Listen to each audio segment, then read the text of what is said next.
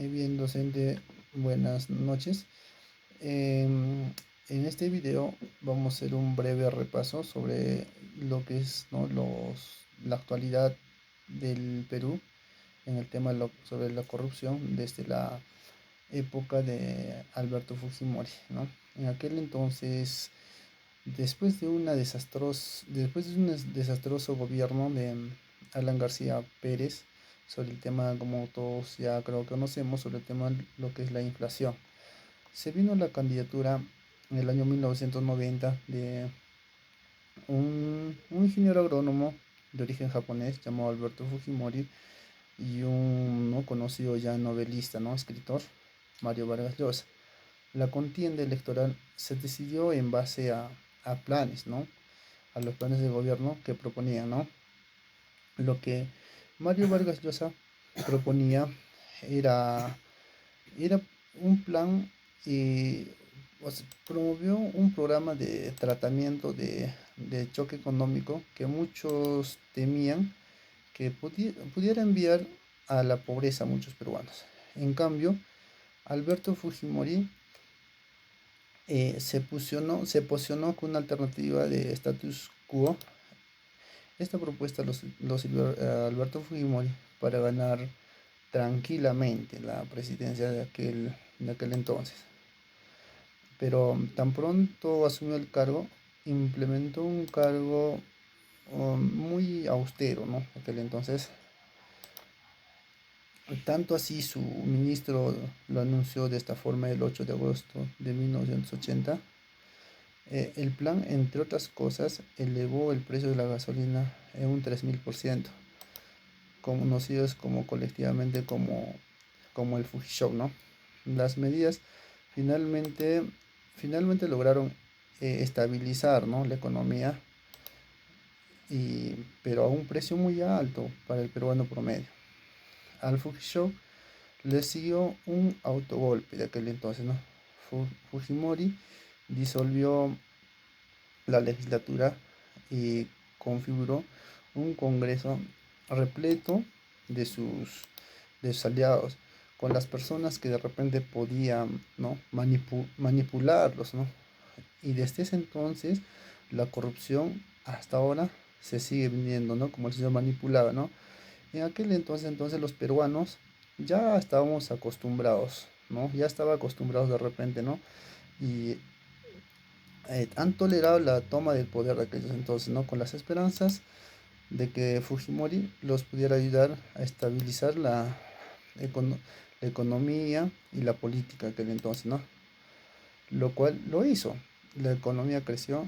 A finales del año, los líderes de Sendero Luminoso y el MRTA, que es Movimiento Revolucionario Peruano, fueron aprendidos, ¿no? Que entonces, sin embargo, el conflicto interno no había terminado. En diciembre del año 1996, 14 miembros del MRTA, eh, ¿no?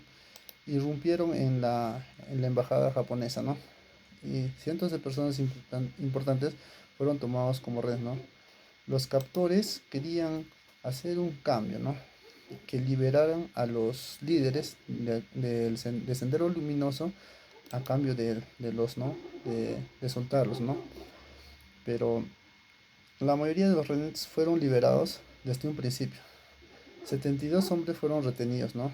Hasta el momento en que de repente las Fuerzas Armadas, los comandos, bueno, lo que le llaman al Chavín de aguantar, mataron a todos los captores, ¿no? Y liberaron a los rehenes que estaban cautivos en aquel entonces, ¿no? Para el final de su segundo mandato, la administración de Fujimori estaba plagado de denuncias de corrupción. Tras manipular las maquinarias de los procesos electorales a su favor, nadie se sorprendió que el presidente peruano decidiese, decidiese postular para un tercer mandato, constitucionalmente dudoso, ¿no? En las elecciones del año 2000. Las elecciones lo costó una segunda vuelta, pero igual logró ganar. Sin embargo, a cabo de un año se ve obligado a, a huir del país después de que se descubrió los famosos Vladivideos. Su jefe de seguridad en aquel entonces, Vladimiro Montesinos, había estado malversando fondos del gobierno y sobornando a funcionarios electos y a medios de comunicación. Muchos de estos actos fueron grabados por, y conocidos como los live videos, ¿no? 2.700 de esos videos fueron, fueron cautivados, ¿no?, a la nación. Fujimori renunció, ¿no?, desde el exterior. La legislatura rechazó, ¿no?, tal acto, ¿no?, y lo declaró como moralmente incapacitado para gobernar. Perú en aquel entonces no había escuchado lo que el expresidente dijo, ¿no? En el 2005 regresó a Sudamérica, ¿no?, Alberto Fujimori, y con las intenciones de repente de querer seguir gobernando, ¿no? Aquel entonces lo salió mal la jugada, ¿no? Lo cual lo arrestaron en Chile, ¿no? Y luego lo extraditaron al Perú, ¿no? En el año 2007, ¿no? Lo denunciaron por los cargos de lesa humanidad, por los crímenes que había cometido en aquel entonces Alberto Fujimori. Entonces, desde ahí, el gobierno ¿no?, la corrupción se ha inquistado en el poder, seguidamente por su hija, el caso como lo llaman por los famosos cócteles, luego seguidamente de repente Pedro Pablo Kuczynski, Toledo, Ollanta.